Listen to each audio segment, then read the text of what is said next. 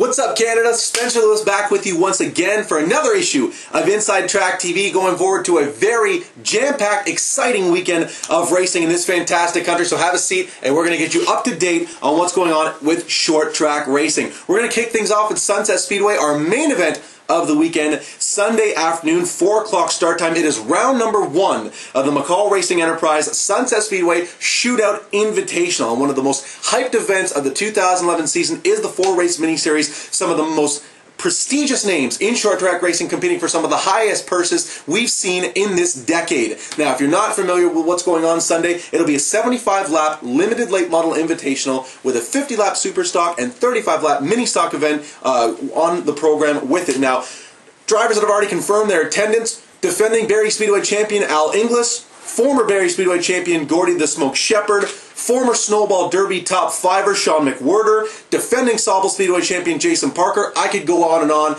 Drivers that will invade to take on some of the Sunset Speedway stalwarts like defending track champion Stompin' Tom Walters, Kevin Cornelius, Dwayne Baker, Chris Morrow, some of the biggest names in late model racing in the province. Super stocks, they're no doubt should number into the 30s, maybe even into the 40s, depending on who we get. The mini stocks numbered 28 cars on a regular show last Saturday evening. They could very well get into the 40s. It should be a jam-packed event. The pits will be packed. The weather should be beautiful. That's going on Sunday, 4 o'clock. For details, check out their website, www.sunsetspeedway.ca. Now, a little further up the 401, Flamborough Speedway will host round number 1, the postponed round number 1 of the Grisdale Triple Crown Tournament. Now, this was supposed to jump off May the 28th. Unfortunately, 8 laps into the program, the rains came. They had to push it back a little bit, but they are going ahead with that this Saturday night. 75 laps. They'll pick up on lap number 8 with Flamborough veteran Jeff Stewart leading second-generation driver David Elliott. Now, almost 30 cars showed up on the 28th to time into the event. Some of the biggest names in pro late model racing, and one of the big stories heading into the weekend is, will Sean Chenoweth return to Flamborough Speedway? Now, if you recall, Chenoweth grabbed the mic during driver introductions on the 28th and declared that due to discrepancies with the tech department, he would not return to Flamborough. Now, rumors have swirled the last couple of weeks that Chenoweth might be making his Delaware Speedway debut in the near future. If that happens, you would have to assume he will not be returning to the Hamilton, Ontario Speedway. Now, serious power rankings implications on the line. We are definitely going to see one of the biggest drivers in the province. Now, whether it's Jeff Stewart, Jason Shaw, David Elliott, a lot of big names going to sort things out this Saturday night in round 1 of the Grisdale Triple Crown Tournament. Now, moving ahead, the big boys are also in action on Saturday at Delaware Speedway. It'll be round number 3 of the NASCAR Canadian Tire Series schedule. The Keystone Light 200 goes live Saturday night. Now, one driver to keep an eye on, as always, is DJ Kennington. The St. Thomas, Ontario driver is undefeated in NCATS action at Delaware, and whether it's in a NASCAR Canadian Tire Series car or a late model, Kennington knows the quick way around Delaware Speedway. Now, another driver who's claimed Delaware Speedway as his home track the last couple of seasons is Cambridge, Ontario hot shoe J.R. Fitzpatrick. Now, Fitzpatrick has already been in action at Delaware in a super stock this season, winning his debut feature. Now, definitely one to keep an eye on. Fitzpatrick finished second to Kennington in the 2010 edition of this event.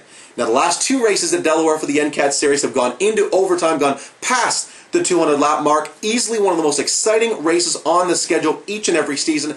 Definitely a can't miss. Now, Scott Steckley and Robin Buck have won rounds 1 and 2 respectively on the NCATS Tour this season, but Steckley comes into Delaware leading the points by 30 markers over Don Thompson Jr. It'll be an exciting one.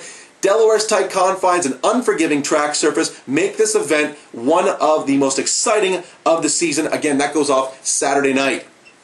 Sauble Speedway up in Owen Sound, Ontario will welcome the Pro Challenge Series into their ranks for the first time in 2011, also supported by the late models, Thundercars, and mini stocks Saturday evening. Now, this was supposed to be race 4 of the Pro Challenge Series schedule. Now, unfortunately, due to weather, they've only completed 1 race thus far, and that was at Varney Motor Speedway. It was Kyle Batty bringing home his first ever career win, his breakout victory on the Pro Challenge Series Tour. Now, that all goes off Saturday night. You can check out details on their website, www.saublespeedway.ca. Now we're going to head out to the Maritimes now. Pass North Series will roll into Speedway 660 out of New Brunswick, and it will be the series' only Maritime appearance of the season. So if you're a Maritime stock car fan and you've never seen the Pass North Super Late Model Series, you've got to check that out. Johnny Clark, Mike Rowe, Ben Rowe. We've got Matt Matheson and Lonnie Somerville, both home province drivers, enter the looking to bring one home for New Brunswick. It'll be the first extended distance race of the 2011 season for the Pass North Tour. 200 laps of green flag action. Now, Johnny Clark is the defending race winner, but Ben Rowe has won twice at Speedway 660, both in extended distance and non-extended distance races. Check things out south of the border now. Sunday afternoon, Lucas Oil Raceway Park in Indiana will host round 4 of the CRA Super Series Super Late Model Tour.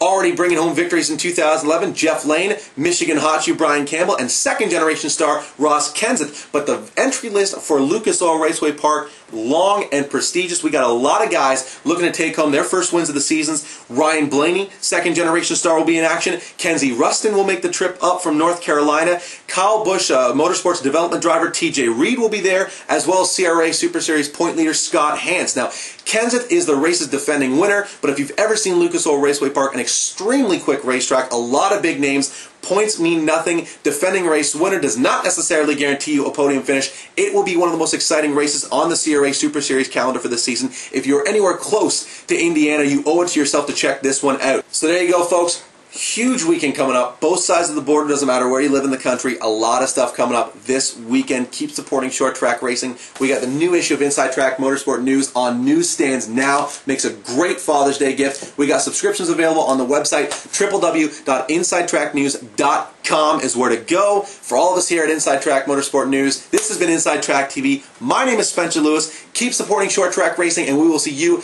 at the racetrack.